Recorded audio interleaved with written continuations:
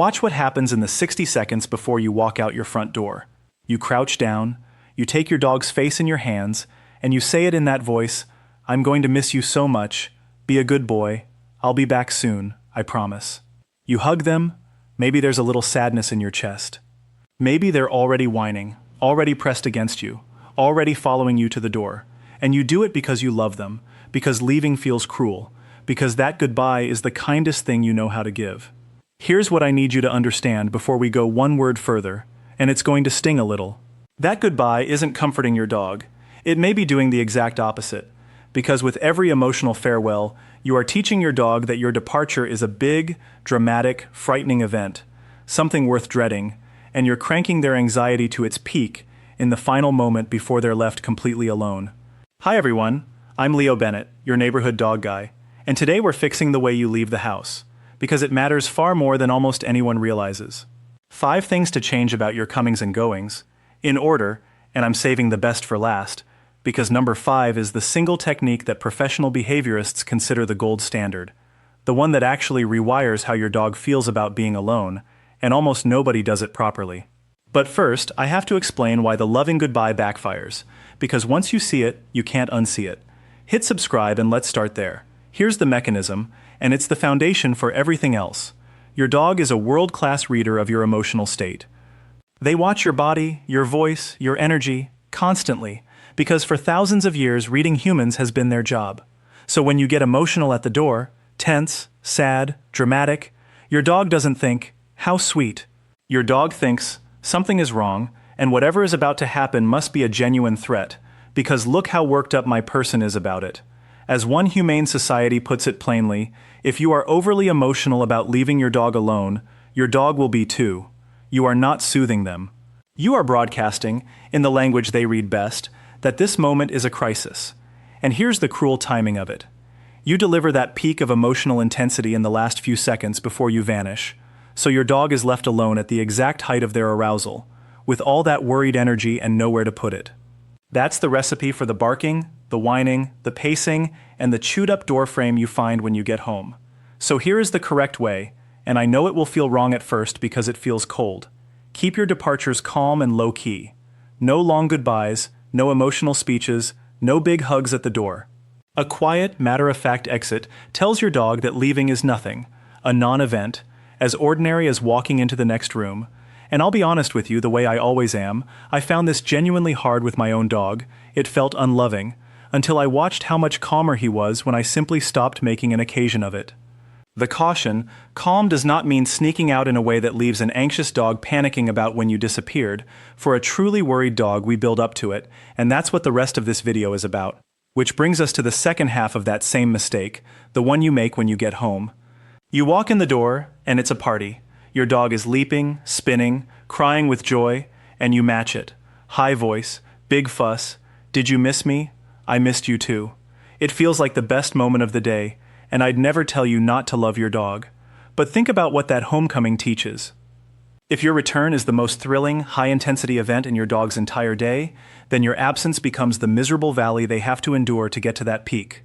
You are accidentally making the gap between alone and together as wide and dramatic as possible, and the wider that gap, the more painful the alone half feels.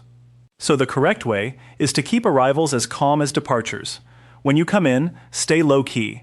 Ignore your dog for the first couple of minutes. No eye contact, no fuss, just quietly go about your business. Then, once they've settled and the frantic energy has drained off, you greet them warmly and calmly on your terms. You're not being cold, you're shrinking the contrast between gone and home, so that being alone stops feeling like such a devastating drop. And there's a second, crucial reason to stay calm walking in. If you've ever come home to a mess, a puddle, a chewed cushion, and scolded your dog for it, please stop, because they cannot connect that punishment to something they did hours ago.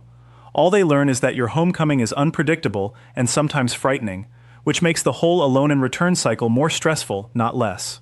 Come through that door with no emotion, every single time, no matter what greets you. Now, the third thing, and this is where we start setting your dog up to actually cope, because calm exits only work if the dog has the energy budget to be calm. A tired dog is a good dog.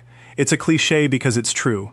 So much of what looks like separation distress is really just a dog with a full tank of unspent physical and mental energy, left alone in an empty house with absolutely nothing to burn it on.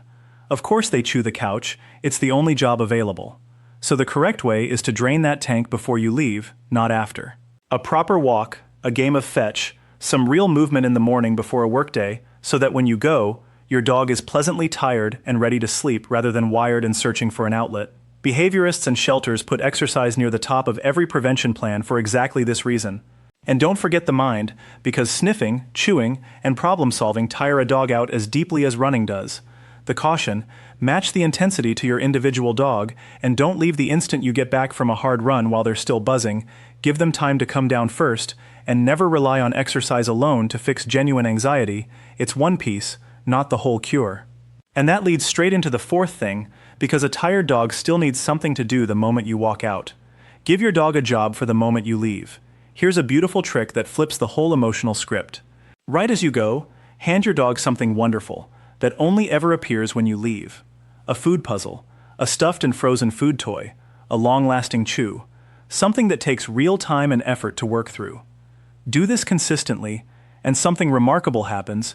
Your departure stops predicting loneliness and starts predicting the single best treat of the day. Some dogs actually begin to look forward to you leaving, because leaving is when the magic toy comes out.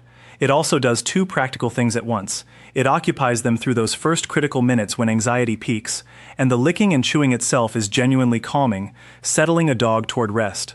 So the correct way is to reserve that special item exclusively for departures, never give it when you're home, so it keeps its power. The caution: choose something size appropriate and safe to be left alone with. Supervise any new chew before you trust it while you're out, and take those extra calories out of the day's meals. And now the one I promised you, the gold standard, the technique that doesn't just manage the problem but actually changes how your dog feels.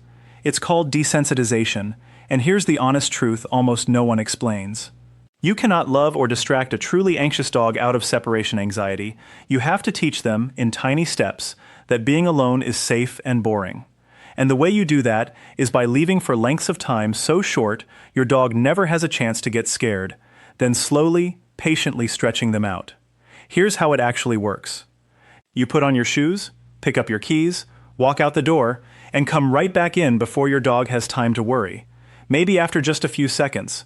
You do it again, and again, in different orders, at different times, so those pre-departure cues, the keys, the coat, the shoes, stop screaming she's leaving for hours, and start meaning nothing at all.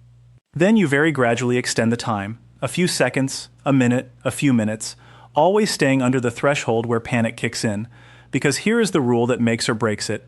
Your dog must never be pushed past the point where they start to panic, or you reinforce the very fear you're trying to erase. If they get anxious, you've gone too fast, and you back up.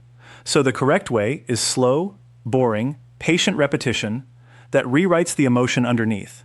And many owners find that once a dog can handle even 15 calm minutes alone, those old triggering cues simply lose their charge.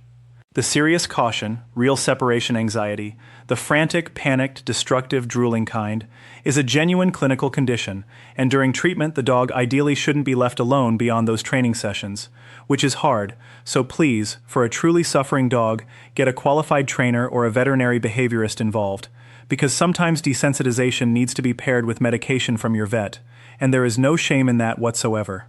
So let's gather it all up. Keep your departures calm and skip the emotional goodbye. Keep your arrivals just as calm, and never punish a mess after the fact. Drain the physical and mental energy tank before you go. Hand your dog a special job that only appears when you leave. And build real tolerance with slow, patient desensitization that never tips into panic. And if you've been giving your dog those long, loving, tearful goodbyes for years, please, don't feel 1 ounce of guilt.